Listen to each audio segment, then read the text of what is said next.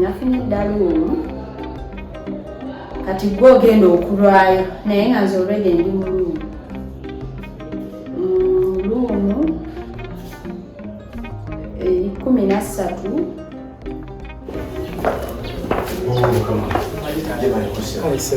Kakati nsaba kunyambako. Nsaba kunagirako luumu 13 LB. Luumu 13 LB. Mukama wange kakati kino nsonyiwo kikugamba naye amazima gali nti ekyamazima mu kifo kino kitandise leero okukola. Kyansonyi kikugamba naye luumu gy'obuuzizza ogenda kwambuka wano bwoti. Kasita olina wano bwoti ku reception kwennyini kw'otuukira omuwala aliwo ajja sobola okuyambako. Mukama wange onansonyiwa ntandise leero okukola naye bw'oyambuka bwoti ku reception wennyini w'otuukira naye nga tusanyusa okulaba wano yesebo kale 13 LB. Mukama wange sigenda kwogera byomala bakasitoma bange. Nansi Wangi mukama wange. Kuuma ebyama by'abakilayanti. Era nkyabikuuma. Kituufu. omuwala bawakalinya kwotuukira woti kuyo yennyini kasita oyambuka bwoti kwotuukira naye nga tusanyusa okukola mataali neyaza muganda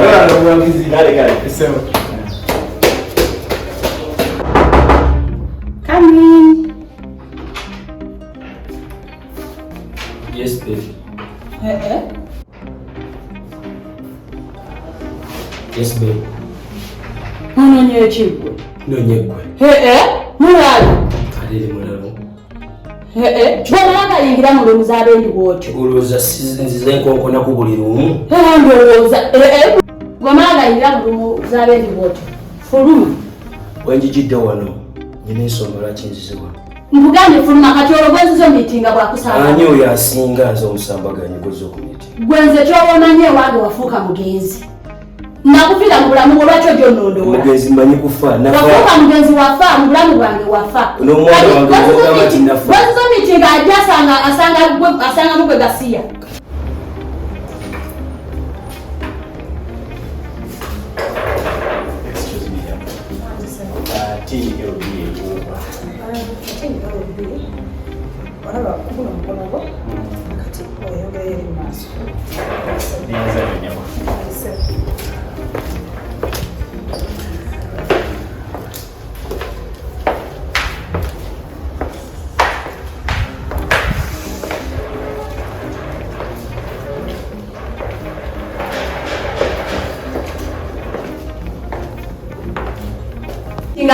Agenda okuyingira akasanga mu gwe gasiya. Kasita abanga mmanyiko nti awulira Omusambaganyi. Gwe fuluma. Va mu luumu.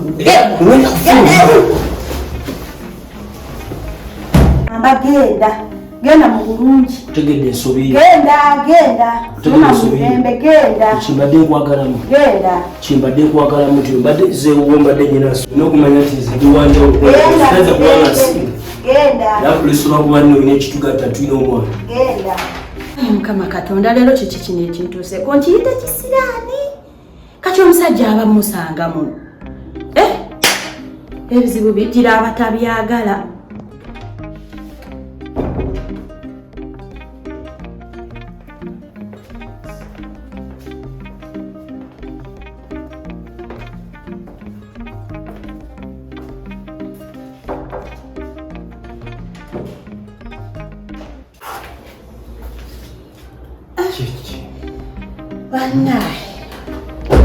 Olukere nnyo naawe siruddeeyo nze mbakojjandise kubuguba oti bulungi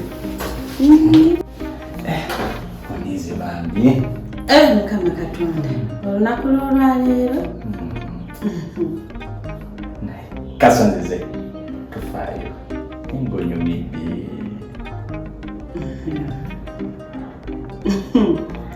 simanyi oba olunaku lw'olwaleero naasobola okukuwa essanyu nga lwaki leka naawe essanyu kasita nzize nduuse essanyu ekimanyi obigirina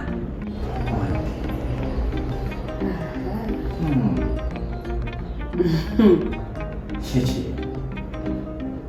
omulungi kiki falinga nzewo gwe wange essanyu lyange yegwe kitegeredde.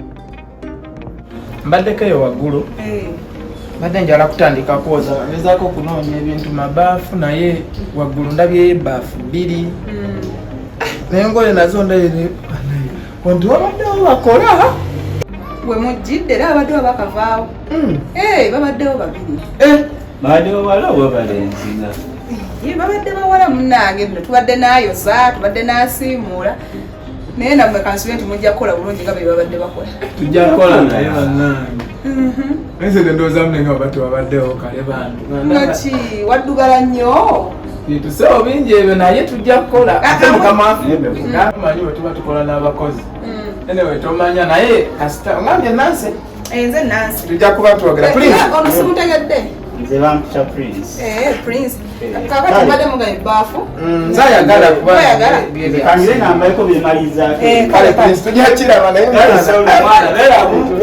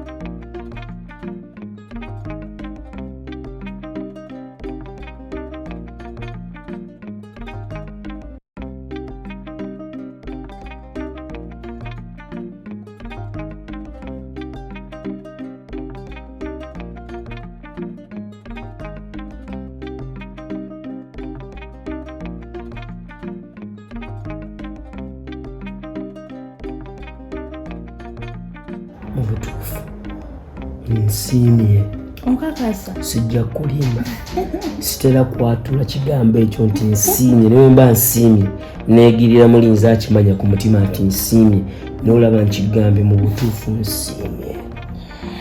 nange nsanyuse Osanyuse bulungi naye kansubire byonna bye waŋŋambye bituufu sirinaako kyabulimba nakimu nze wekka njogera mazima nga ne mukama ndaba gwe wange nzekka oli omu bwoti nze nga wondaba wembeera naawe ensi yonna mba ngimazeeyo. Okakasa onsanyusiza nnyo nnyo ekisembayo mwana gwe nange nsanyuse nawe tumanyize buli bwembeera naawe obulamu buba bukomyewo buba buli mu nteeko nze bulamu bwe kitegeeza kyolina ekyo mukama waakyo yewaaba yakikola ki kitegeeza nti omusambaganyi alimu ekirungo ky'ekinonogo. nze njagala nakuyita sherifu byoyagala okumpita kati ate nange nze wensiima okusanyuka kwange kwonna ku byonkoledde okulaga nti nsiimye nyina nekyenjagala okukyusaamu. ate kiriwa sherifu naawe njagala nti olwokujjako erinnya erya nisha nkuwa erinnya linnya mutuufu oli musukkulumu era erinnya lyenjagala okuwa gwe musukkulumu otubeeranga wonna we tuli n'owula nga njogedde omusukkulumu wennyini wooli weesuneko naye nga tebakulaba lino wekka ompadde n'erinnya ddala wadde erinnya okuna kusiima. okimanyi nawe sherifu nkwagala nnyo kyogolaba nkyakuyiza ebirungi mazima ana erinnya nga ate ddungi ze nakwagala ndikwagala ndibeera naawe sibikyusa mbeera gwe musukkulumu from now gwe musukkulumu. Welcome my darling musukkulumu omubwa. Kakati ebyo byonna mbikugambye obiŋŋambye erinnya nkuwadde olw'obusukkulumu bw'oliko erinnya likola ki. Kati oluvannyuma lwa bino byonna mbadde njagala okusaba n'ekiro kya leero okimpe tusuleko ffenna. nkitegeeza era nga kigamba kati ndowooza byonna mbikulaze tewali kyomanja byotalabye wansi obisanga waggulu byotalabye waggulu obisanga eno wansi mu sitoovu byonna obindaze mbirabye waliwo kirala kyommanja ekirala kyenkubanja kiyinza obutabaawo kati nekibeerawo oba lulala nga si lwaleero ku byonna byonna waliwo kyotategedde oba oliawo kiyinza okuba nga tekiri ku byenkozesa kozi waŋŋambye gwe Nansi nze Nansi gwe mbuulira bwoliba kyolina kyotategedde mbuulira bubuulize ngenda banti kutuusaako nyinza obutakigamba kati naye era kijja kubeera kiyinza okuba wakati wange naawe oba oliawo naye nga sikya wakati wange naawe amangu ago tufunye ebiri wakati waffe ng'okedde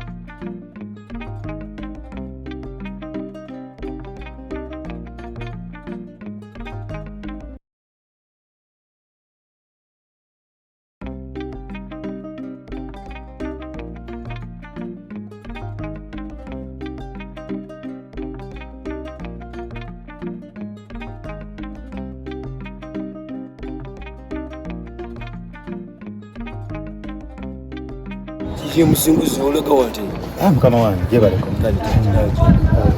anti mbadde ekeeyo nenzijukira ku kalimu kali ke wali oŋŋambye nensalawo nzije ndabe oba kakyaliwo nkakole kubanga waka tewali vibe bulungi musinguzi omuntu wakuweera ng'omulimu eyebeera chance mirimu tegirabikalabika nakusuubiza omulimu era nengukuweera wadde waizo nakola ki naye walwawo omwetaavu yo lweyagutegeddeko nti omulimu weguli yaddukiddewo infact yankubira na simu baabasindika busindisi ne bajja ewaka ne bandaba ne batuuka n'okujja ku mulimu era omulimu ne bagutwala kati musinguzi wojja ku mulimu toli serious eno ensi weyatuuka teetaaga kubeera mu mbeera we musinguzi omulimu bagututte okuleka walabiseyo omulimu omulala nendabika nti nja kufunira omulimu naye guno gwagenze kati ngenda kola ntya mukama wange simanyi naye emikisa oluusi gibeerawo emirimu nze mirimu oba oliawo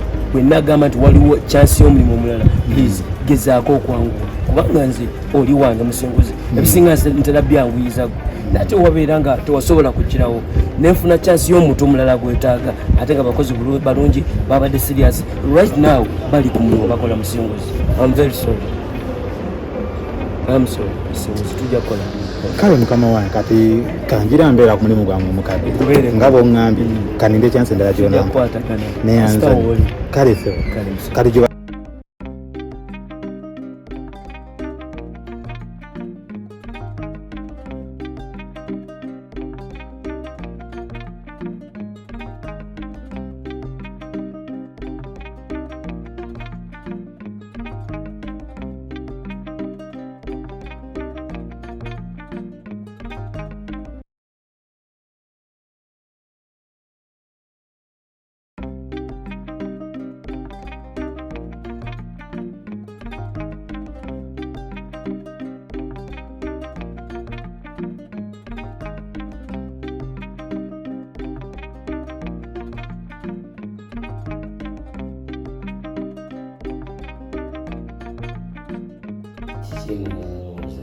ndi bulungi kasubire nti woliawo oli fit olina musingo yes ndi fit nnyo ndi comfortable omanyi nabaddeawo ng'omuntu naye muli bakyala bange lwaki sigambanga gwempulira gwendiko naye mugamba tuulako omutima kubana kirozo ngamba obatuuza wansi kirabika kibamenya Walowozeza bulungi se Omusambaganyi. Nze ndi comfortable nnyo. Kati oli bulungi awo. Yes, se Omusambaganyi. Ndi bulungi nnyo. Lisanyu lyo buli ya. Omanyi muwummuza oli wanjawulo nnyo. Muza. Wangi se Omusambaganyi. Oli awo obadde oyina ekikuyayaanya oba kyoyaayaanira ng'oyagala kukintegeeza. Se Omusambaganyi. Kintegeeze muwummuza. Nange se Omusambaganyi. Nange mpulira essanyu ku mutima. Webalenga kundowoozangako obw'olumu n'ompa extra days. Ndikolanga. Simanyi nawe nyinza kwebaza ndi musanyufu nnyo. Era nga wandaba. Ndi musanyufu nnyo. Essanyu ly'olina lyenjagala. Kati nkubuulire eno munnange Omusambaganyi. Oba ebisanja by'abalala byonna ne wosalako ba hafu oba katono n'ompa nze mba musanyufu nnyo. Kaddemu ako gabiri. Ebisanja by'abalala ne wosalako ba hafu oba koota n'oginyongera nze mba musanyufu nnyo. Kati ekisanja okugeza kyamama Mirembe nkisaleko ntya. Ntangazaamu awo. Nga bw'oyiya bulijjo extra days n'obumpa era n'ensanyuka nga bw'ondaba. Ndi musanyufu simanyi wanyinza kwebaza. Bwekugamba bwenkwongerayo bwekugamba mbenga bano abasala ku ttaka ly'abannaabwe era nalikikejjula. Ndowooza n'okusingako awo kubanga nze binkolera. Nkusalireko kiafu ku mama Mirembe nkikuwa. Ku musanyusa nsaleko kiafu nakyo kikuteeyo. Yese Omusambaganyi. Kati nga gwe muwummuza. Yese Omusambaganyi. Tuteeseza mu katingi. Yese. Musanyusa mu katingi. Yese. Kati ate muwoomya. Naye era akikolera. Namuggyeko kiafu oluggyeko kakoota ye. Nze binkolera mba musanyufu nnyo. Byonna ebyabo obizinze. Leka nkubuulire. Ekituufu kiri nti. Oyinza wagwe muwummuza wange naye nga n'erinnya tolitegeera. Era. Gonna amannya g'abali. Muwummuza nakuwa erinnya namala kutuula awo n'endirowooza. Ovanga ku muntu awummuza omuntu ebirowoozo bye. Nontebengeza ndi makuba nvuga obusirikale bungutte kati bangubye ekipapula yesterday. Kati space yokka gye nafunye nga bakansuna ekintu ekyo. Nenfuna ebirowoozo sirinamu ssente ngamba kati omuntu agoyingewa. Ebirowoozo byange byonna byagambye sajja kikyamuwummuza naye kangendeko wamuwummuza. Mu butuufu natuusewa kyondaza ate nekyoyina ku mutima ondaze ndi wallahi owulira oli mutebenkevu ng'olinange. Nze bwe ntyo Omusambaganyi era ndiwo okuwummuza ate nkyakuwummuza era nkwagala nnyo. Simanyi nawe nyinza kwebaza. Njagala ebitino byogere ng'omanyi nti Katonda waayo. Mujulizi wa byonna. Era nange nkimanyi gy'ali kubanga era nkitegeeza. I mean it. Wallahi. Kumba Katonda yakumpanga kirabo. Amina. Kyobola buluzi sirya na mmere bwenkulabako mashallah tabanga nzolo nzikusa. Era nange okuwummuza era nkwagala. Ate nawe n'onjiyiza obunyuma. Mami Mirembe musanyusa muwoomya. Saagala obeewe kuba nagambe kyo. Era sobola. Era sibeewa. Ntandise n'okuti abo bonna walaba. Tobaako n'omuggo weewa. Tewali mujjawo ng'akwagaliza ekirungi. Mujjawo bagamba abeera muyeekera. Gwe manya kiki kyendi. Oŋŋambye mbakekejjuleko. Bwe bali kimanyi nti nabajjako afu ate n'enjongera gwe muwummuza. Kigenda kiba kireese ki obuzibu. Mami Mirembe oyo mulaba. Mukwano gwo balamu tijjukana. Naye ye muntu omuzibu nnyo. Mwaka akatweko omulaba akamulinga eŋŋoomi. Mwegendereze. Nkubuulira nnoseka. Nojja kufunamu obuzibu. Ssebo Omusambaganyi. Neyanziza munnange okusiima obuweereza bwange. Naye era kyoba omanya nti nze nkusobola. Muwummuza. Wange. Bale ina kyenkugamba. Wange. Naye muwummuza lwaki teweewummuzaako? Ate ntya? Ososizza nnyo omululu n'ebisanja by'abanne gw'oyayanira buyayanyiza. Ate nayayanira. Juzi wali Omusambaganyi we yajja ne bayita munno n'agaana gwe n'osalawo ogende bugenzi. Kati no mama kankubuulire Mami Mirembe ondaba. Tolaba nti oli kyali wange naye ku nsonga ezo tujja kwawukana bulungi nnyo. Nze omululu gwo nguyina. Tolaba nze nguyina era senkoza mu nsonga ezo. Mwene ebisanja byammwe nsobola byetikka ne mbisobola. Oba ng'owulira ng'oli comfortable obeera eyo. Nze nedda siri. Oba n'eki ekisanja kimpe nakyo nkisobola kimpe. Neggwe mukazi ggwe. Kyokka tosobola kwewummuzaako yadde n'akaseera katono bwe kati. Wano ekikyo bwe kijja oyayana buyayanyi. Ebyabalala bwe bijja nga banno bo bakakkamu. Ate oba kitegeeza muwummuza nina kuyayana era nkyayayana nnyo. Lwaki tobeera ng'erinnya lyo kyeritegeeza?